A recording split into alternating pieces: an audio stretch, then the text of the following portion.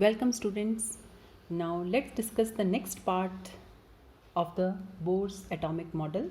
Now in the previous video we discussed some important postulates of Bohr model. What Bohr said, in the center a nucleus is there which is positively charged.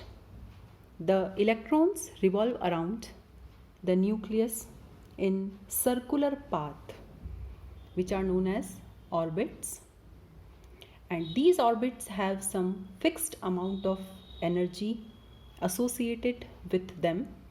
That's why these orbits are known as energy levels or shells, and since each orbit is associated with a definite amount of energy, they are also known as stationary states. Now this is the most important achievement of Bohr's atomic model. That is, this theory helped in calculating the energy of the electron in a particular orbit of hydrogen atom. And we have learned in the previous video that as long as the electron remains in a particular orbit, it neither loses nor gains energy. Means it will continue to revolve in that particular orbit with a fixed amount of energy. So Bohr gave the formula for calculating the energy of electron revolving in any orbit of the hydrogen atom, and this formula was En. Now what En stands for? Energy of electron in nth orbit is equal to minus, now this expression has a negative sign, RH. This RH is known as Rydberg constant, into 1 upon n square. And what is this n? This n is your orbit number 1, 2, 3, 4, like this. Okay, so Bohr derived a mathematical expression for the energy of an electron moving in the particular orbit of hydrogen atom. Now this RH is found to be 2 pi square me4 upon n square h square. So sorry, h square, not n square. So this RH is having the value 2 pi square me4 upon h square. Now pi we know. What is m? It is the mass of electron. What is E? It is the charge of electron. And what is h? It is Planck's constant.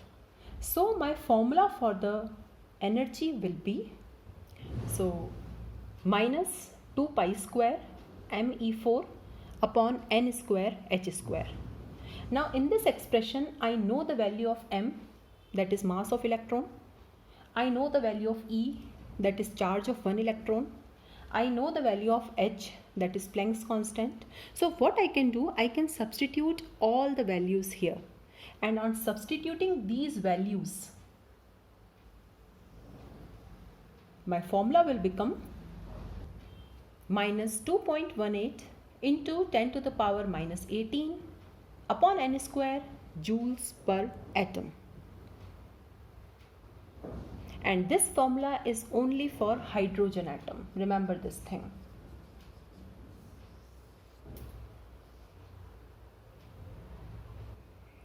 Now En is minus 2.18 into 10 to the power minus 18 upon n square joules per atom.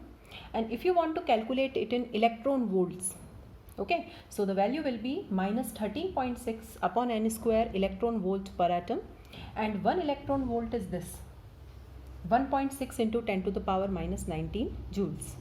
And we can also calculate it in kilojoules per mole, because energy is always calculated in moles. Okay, so minus 1312 upon n square kilojoules per mole. So put the values of n, 1, 2, 3, 4, 5, 6. You can get the value of energy of electron in that particular orbit. Now I have calculated the values of energy of electron in first, second and third orbit. So if n is 1, now my formula is minus 1312 upon n square kilojoules per mole. I am using that formula. So E1 will be minus 1312 upon 1 square. Now it is minus 1312 kilojoules per mole. Now if n is 2, that is electron is present in second orbit, the E2 will be minus 1312 upon 2 square. The value is minus 327.9 kilojoules per mole. And likewise E3 I have calculated, that is minus 145.7 kilojoules per mole. Now what you can conclude from this, that as you move away from nucleus, your energy increases. E1 is having least value, then E2, then E3. So this is the order, like this.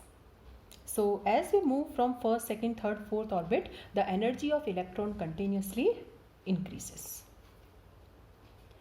Now you must have noticed one thing, that Bohr gave the mathematical expression for calculating the energy, and in that expression a negative sign is there.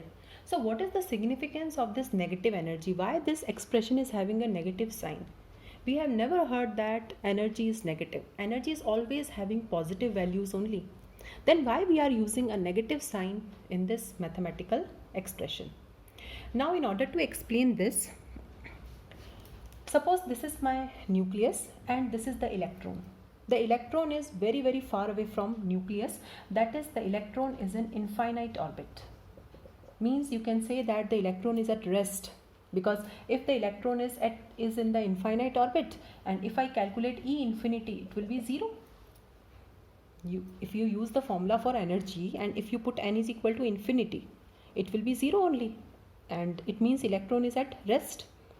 So when the electron is very, very far away from the nucleus in the infinite level, its energy is 0. Now if the electron is coming close to the nucleus, there is some force of attraction between electron and nucleus, and whenever there is attraction, what happens? Energy is released. So as electron comes closer and closer and closer to the nucleus, at every step the energy will be released. Now earlier, what was the energy of the electron? It was 0. Now from 0 energy, we are removing it. So if from 0 energy, if we are removing something, it will have which values? It will have negative values only. So why the energy of electron is having negative value? Because it is supposed that at the infinite level, the energy of electron is 0. Now as the electron moves closer to the nucleus, there is electrostatic attraction. So energy is released, and therefore the energy takes values which are lesser than 0, that is negative. Bohr earlier gave his formula for hydrogen atom only, but we can modify this formula for hydrogen-like ions. Now what are hydrogen-like ions? Which have single electron in them. So hydrogen-like ions are He+, Li2+, and Be3+. So all these have atomic numbers are quite different, protons are different, but these are isoelectronic with hydrogen, that is, all have 1 electron each. Now the formula is modified like this: minus 2.18 into 10 to the power minus 18 upon n square and multiplied by z square. And what is z here? It is the atomic number. That is, for helium you can take 2, for lithium you can take 3, and for beryllium you can take 4. So we can apply this formula for calculating the energy of electron present in particular orbit for hydrogen-like ions only. We can also calculate the radius of each circular orbit.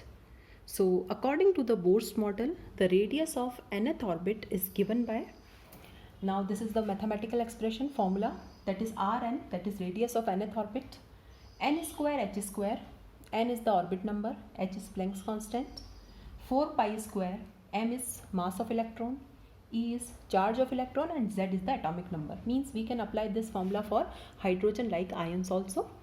And for hydrogen atom, since only the electron is present in first orbit, so Z is 1. So this is 1 now, and N is 1. So what is the radius of first orbit or stationary state of hydrogen atom, it is 52.9 picometer. Now let's discuss some numerical problems based on the Bohr's model, that is the mathematical expression for calculating energy. The first question is, calculate the energy associated with the fifth orbit of hydrogen atom. Now what we'll do, first of all we'll use the general formula. Now the general formula is En is equal to minus 2.18 into 10 to the power minus 18 upon n square joules per atom. Now here n is 5. So what will be the value of E5 now? It is minus 2.18 into 10 to the power minus 18 upon 5 square joules per atom. And if you solve it, your value will become minus 8.68 into 10 to the power minus 20 joules per atom. So this is the energy associated with the fifth orbit of hydrogen atom. Likewise, we can calculate for second orbit also, third orbit also, fourth orbit also, like this. Now the second question is, calculate the energy in joules required to shift the electron of the hydrogen atom from the first Bohr orbit to the fifth Bohr orbit. Also calculate the wavelength of the light emitted when electron returns back to the ground state. So what we have to do, now in this question it is given that the electron is present in first Bohr orbit and we have to excite the electron to the fifth orbit. So this will be the diagrammatic representation. The electron is present in first orbit and we have to shift the electron to the fifth orbit. The energy associated with the first orbit will be E1. The energy associated with the fifth orbit will be E5. Now how much energy we require here? That is delta E. So what is this delta E now? This delta E is nothing but it is E5 minus E1. Okay, because I know that as we move away from nucleus, your energy increases. So definitely E5 is greater than E1. We have to excite the electron. So how much energy we have to supply? That is E5 minus E1.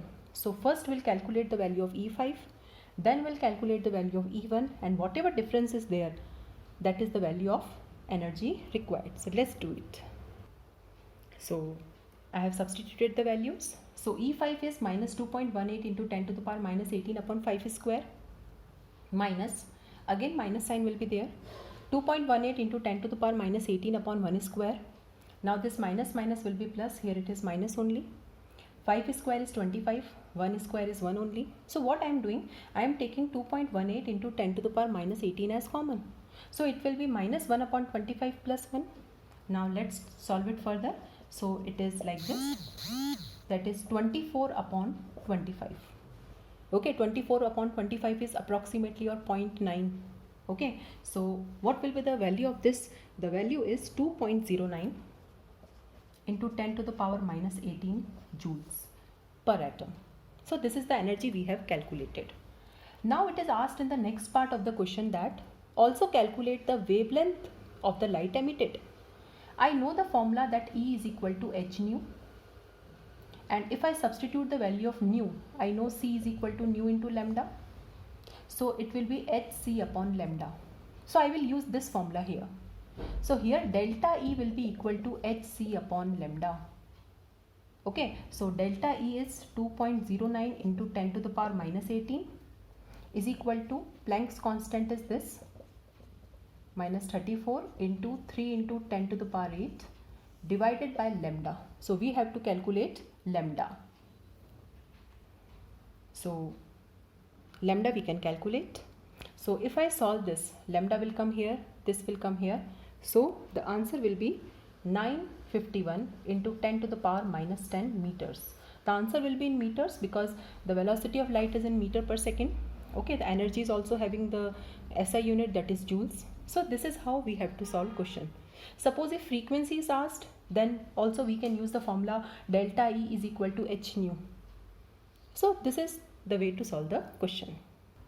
Now the next question is, the electronic energy of hydrogen atom is this. So formula is given to us, it is in joules per mole, that is minus 1.312 into 10 to the power 6 upon n squared joules per mole. We have to calculate the ionization energy of hydrogen atom. Okay, this term is new for us, for the students, those who have not learned the chapter number 3. Okay, also the first excitation energy of electron in the hydrogen atom. Now what is ionization energy? In chapter number 3 this term was there. Ionization energy is the amount of energy required to remove the electron. Now this is the nucleus, the electron is present in first orbit and we have to remove this electron completely. Completely means from first orbit the electron should be removed, electron should be taken to the infinite orbit. Okay, what is infinity? Very, very, very far away from the nucleus. So what is ionization energy? It is the amount of energy required to remove the electron from atom, and this ionization energy is always having the value E infinity minus E1. Okay, why E infinity? Because removing the electron means taking it to the infinity level. Is this clear? Now I know that E infinity is always 0. If I put infinity here, it will be 0 only. So what is ionization energy? It is 0 minus, now what is E1? Minus 1.312 into 10 to the power 6 upon 1 square.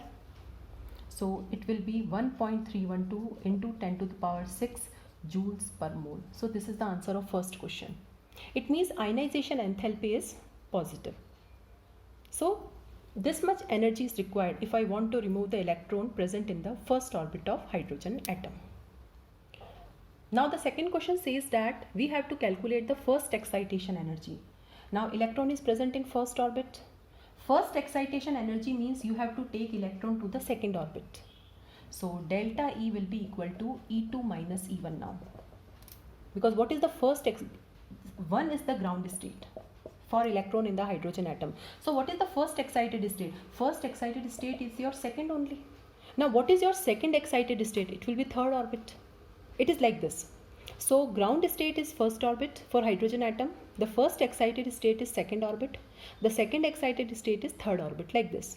So it will be E2 minus E1.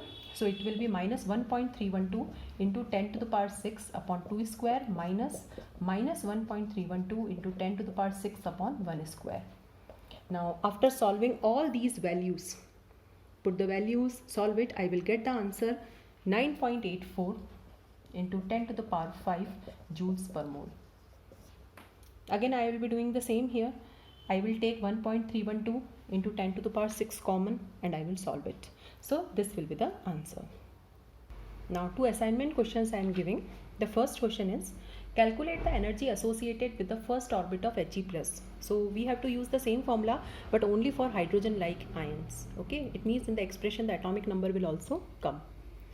And the second question is what is the frequency of the photon emitted during a transition from n is equal to 5 to n equal to 2 state. So what we'll do, first we'll calculate the difference here. Okay, first we'll calculate delta E, that is E5 minus E2 here, because electron is returning back from 5 to 2. Okay, so E5 minus E2, and then we'll use the formula delta E is equal to H nu. Okay, so try to solve these two questions. Now moving on to the last topic related to Bohr's atomic model, that is the limitations of Bohr model. The Bohr model was quite successful in explaining the stability of atom and in explaining the line spectrum of hydrogen atom. And the most important achievement of Bohr model was he gave the mathematical expression for calculating the energy of electron in a particular orbit. But several limitations were there, and the first limitation was it could not explain the spectra of multi-electron atoms. Multi-electron atoms means when more than one electron is present in the atom. So he was successful in explaining the line spectrum of hydrogen containing a single electron. But when more than one electrons are present, he was not able to explain it. Second limitation was he could not explain the shapes of molecules, okay, arising out of directional bonding between the atoms. Okay, that is when the atoms combine to form molecules, molecules acquire different shapes. So he could not explain anything on the bonding and the geometry and shapes of molecules. And the next limitation was Now what happens, sometimes in the presence of magnetic field and electric field, our spectral lines split. Suppose in the photographic plate there are two lines, but if we apply magnetic field, sometimes the spectral lines split into number of lines. So he could not explain the splitting of spectral lines in the presence of magnetic field. Now this is known as Zeeman effect, and the splitting of spectral lines in the presence of electric field, and this is known as Stark effect. So these were the limitations of Bohr's atomic model, and next to the Bohr's atomic model was quantum mechanical model. But before quantum mechanical model there were several discoveries. So first we'll discuss those discoveries, and then in the next video we'll discuss about the quantum mechanical model.